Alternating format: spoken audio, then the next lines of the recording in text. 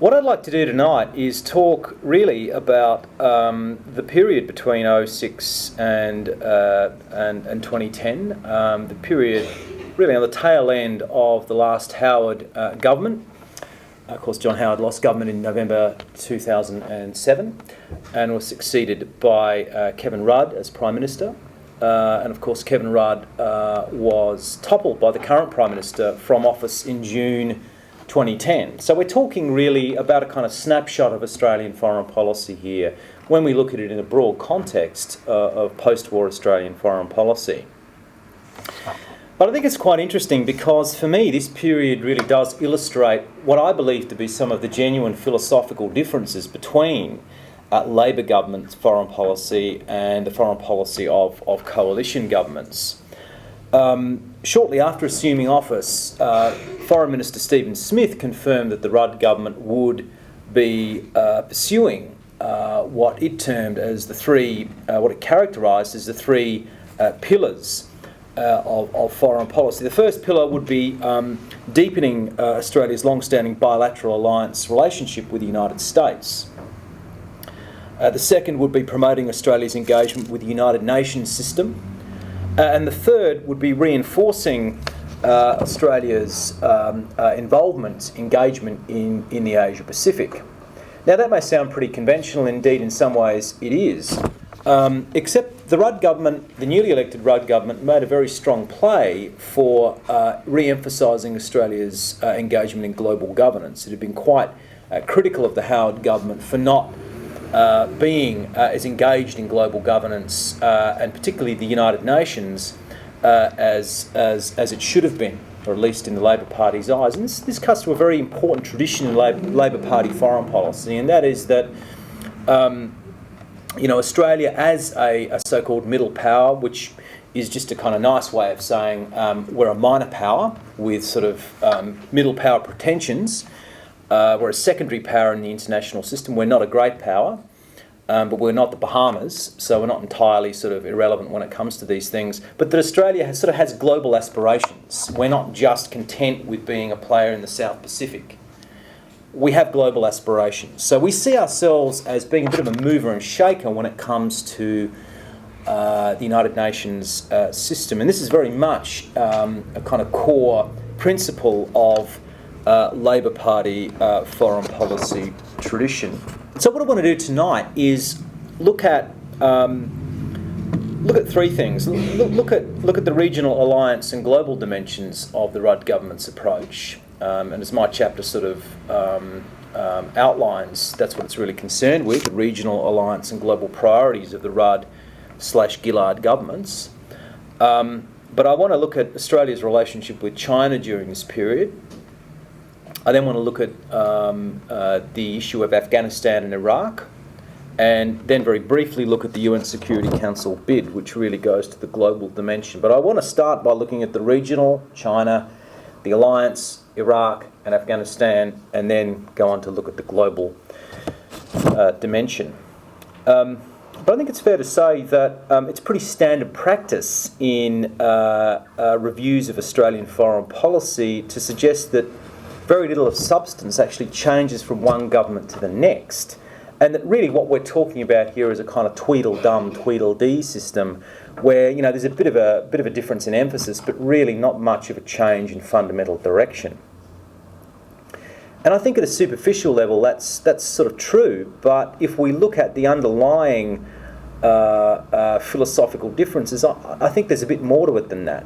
And I think the partisan differences between the Labor Party and the Liberal National parties when they're in government with respect to foreign policy are observable. And I think the Labor Party, for example, places much more emphasis, as I've already flagged, on liberal with a sort of small L rather than a large capital L party, liberal internationalism. And the idea that, in a sense, we're all redeemable and that the world is not nasty, brutish and short, as Hobbes would have us believe, and that in fact global and regional multilateral diplomacy in particular, but primarily kind of diplomatic architectures can help mitigate, can help soften, if you like, the harshest aspects of international politics.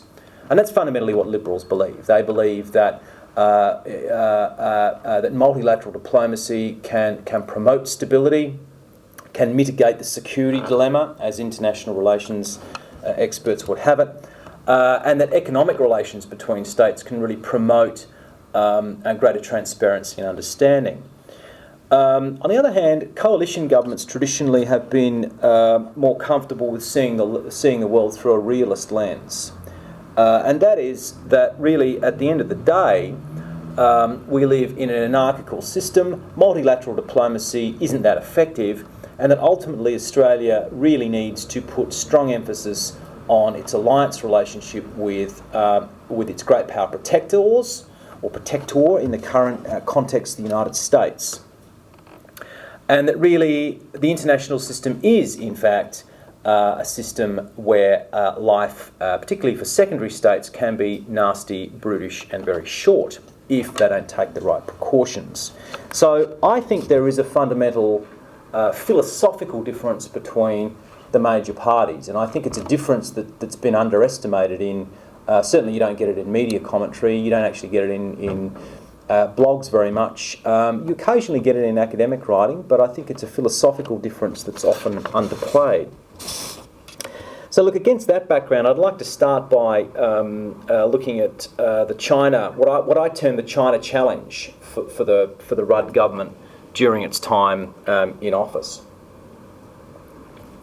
I think it's fair to say the single most challenging bilateral relationship for Australia during the 2006-2010 period was the relationship with China, and in some ways it still is today in 2012. China's rise presents Australia with enormous opportunities as well as acute challenges. And this is even evident in the economic domain, which is often identified as the one unfettered success story of the Sino-Australian relationship. Despite the extraordinary expansion of the two-way trade relationship since the 1990s, Australian policymakers demonstrated some caution in their economic dealings with China, particularly in the area of inbound foreign direct investment. At the same time, though, Australian policy elites were remarkably open about the degree to which Australia had become dependent on China for its sustained economic growth. That's the bottom line. Australia is fundamentally dependent on China today for its sustained economic growth. Wayne Swan in 2008, when we had the beginning of the global financial crisis, was quite open. He said that our relationship with China helps protect Australia against the worst effects of the global downturn. Very explicit. But as Jian Zhang points out in his chapter in this book, and I'm going to keep touting the book and I'm going to keep lifting it up and referring to it throughout my talk. So the chapter on China in this volume, Jian Zhang argues the more important the relationship with China, has become for Australia, the harder it's become for Australian policymakers to manage the relationship as the fundamental differences between the two countries have been magnified. You can actually minimise the differences if you don't have a very important bilateral relationship with another country, but if you have an important bilateral relationship in terms of economic interdependence and exchange, it becomes a lot harder to manage the differences. And the differences really relate to the facts that Australia has a democratic system of government and China has an authoritarian system of government. So clearly there are going to be issues and tensions in the relationship. But when Kevin Rudd became PM in late 2007, this raised hopes of greater depth of understanding in the Sino-Australian relationship. Rudd, after all, was a Mandarin-speaking Prime Minister, and relations under Rudd were expected to increase significantly because of this fact, because not only was he a Mandarin-speaking Prime Minister, he was also a sinologist. He had a deep appreciation of Chinese history, of Chinese culture, so it was believed that this would improve the relationship. And of course, Rudd made a very important speech at Peking University in early 2008, where he became the first Western leader to deliver a speech in Mandarin. And of course this was, made a huge impact in the media. What made less of an impact at the time was the fact that Rudd used the term "zhengyu," and my apologies for anyone here who speaks Chinese, I'm sure that's incorrect. "Zhengyu," which is essentially a true friend who does not fear providing honest advice. Now, sounds fair enough. An honest friend is something everyone needs, except for the fact that the Chinese took exception to this, because for the Chinese, the whole idea of being a true friend who provides honest advice is not a country like Australia. In fact, it's no country, because the Chinese see their system as being essentially inured from any interference. So the fact that this was a Western leader, a new Western leader who was saying that he felt free to start talking to the Chinese about Tibet and what was happening in Xinjiang province, caused offence to the Chinese in a very public way. It's interesting about Rudd. He possesses a complex view of China. He admires China greatly as a civilization, but has a deep appreciation of Sinology. But he also has a profound distaste for its authoritarian political system. And I think it's quite ironic that Rudd was more open in his distaste for China's authoritarianism than his conservative predecessor, John Howard, who very rarely, if ever, raised the differences between Australia's democratic system of government and China's authoritarian system. So one of the key challenges for the Rudd government was managing the tension between promoting close economic relations with China and addressing concerns over China's strategic intentions in Asia. And of course, this was underscored with the 2009 Defence White Paper, which identified China's military modernisation as a potential cause for instability and misunderstanding in the region. And this was subsequently reinforced by the WikiLeaks revelations, where Rudd was quoted as saying he was quote, a brutal realist on China, and asked Hillary Clinton, the circumstances in which the United States would use military power to curb China's ambitions in Asia. But I think rather than being a brutal realist, Kevin Rudd's government was defensive, was more inclined to be a defensive realist. That is to say that, like many other US allies in Asia, including Thailand and Japan, Australia pursued a strategic policy towards China that emphasised balancing for security and bandwagoning for profit, to quote the US political scientist Randall Schweller. That is, Australian governments continue to see China as a plausible security threat and take measures such as strengthening naval capabilities and enhancing interoperability with the US to balance against a threat emerging. At the same time, though, motivated by profit, Australia continues to bandwagon with China in the economic sphere.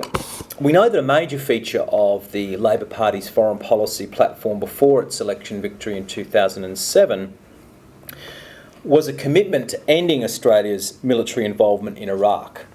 The Labor Party's leadership under initially Kim Beazley, followed by Simon Crean, opposed Australia's involvement in Iraq, largely on the basis that it would distract Australia from, the fact they argued also the war was illegal. The argument was also that it would distract Australia from its primary commitment in Afghanistan, which I think in retrospect was the right call. So ending Australia's military involvement in Iraq for the Labor Party, for the Rudd government, was seen as crucial in bolstering Australia's commitment to Afghanistan. The final withdrawal of 550 Australian troops from Iraq in June 2008 fulfilled this Labor election pledge and ended 5 years of divisive national debate about whether Australia should be part of US efforts in that country.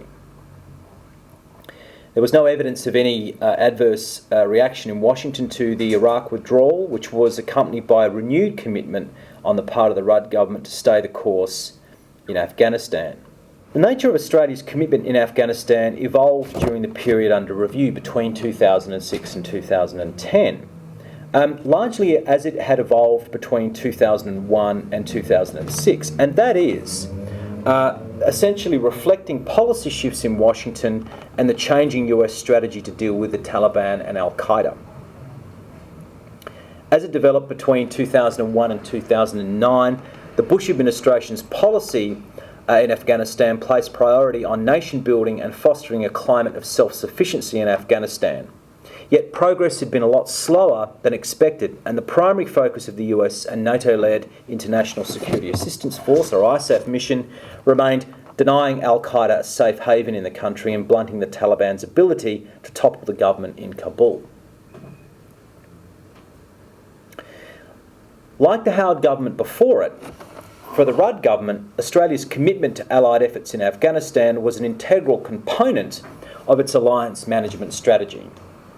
It had very little to do with Afghanistan and virtually everything to do with our alliance with the United States.